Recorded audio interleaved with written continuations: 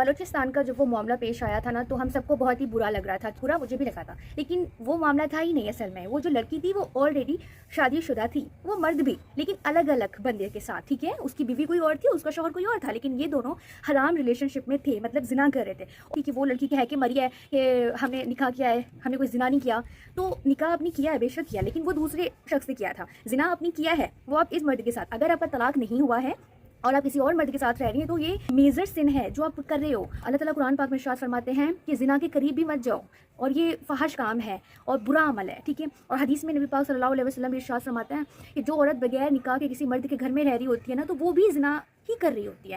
اسلام تمہیں پرمیشن دیتا ہے نا محبت کی شادی کا، بے شک دیتا ہے، لیکن ایک ساتھ دو مردوں کے ساتھ رہنے کا حکم نہیں دیا اللہ تعالیٰ نے عورتوں کو. اس کی بھی بہت سارے ریزنس ہوتے ہیں. شادی شدہ انسان زنا کر رہا ہے تو اس کے لیے موت کی سزا ہے سر عام. اگر کوئی ان میرڈ ہے، اس کی شادی آلریڈی نہیں ہوئی ہے، اور اگر وہ زنا کر رہا ہے تو 100 کوڑے دینے ہوتے ہیں. ٹھیک ہے، لیکن اب وہ ایسا نہیں رہتا. ٹھیک ہے، اور اب تو قانون ہی ان کو سزا دیتا ہے، لیکن ان لوگوں نے قانون کو اپنے ہاتھ میں لے لیا اور ان کو سزا دے دی ہے، تو ان کی بھی ان کو سزا ملے گی، کیونکہ ان کو کوئی حق نہیں پہنچتا کہ آپ کسی انسان کو اپنے ہاتھوں سے ایسے قتل کر دیں. اللہ تعالیٰ قرآن پاک میں یہ بھی ارشاد فرماتے ہیں کہ کسی بھی انسان کو قتل مت کرو. اگر آپ کو ایک بھی قتل کر رہے ہو نا تو آپ نے سمجھو پوری انسانیت کا قتل کر دیا.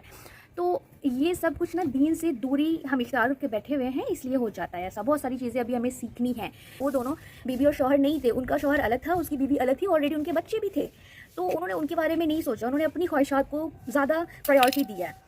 تو ایسا نہیں کرنا ہوتا. ہمارے ساتھ نا بہت سارے رشتے جڑے ہوئے ہوتے ہیں، ہمیں ان کا بھی خیال رکھنا چاہیے، اللہ تعالیٰ کی حدوں کا بھی خیال رکھنا چاہیے.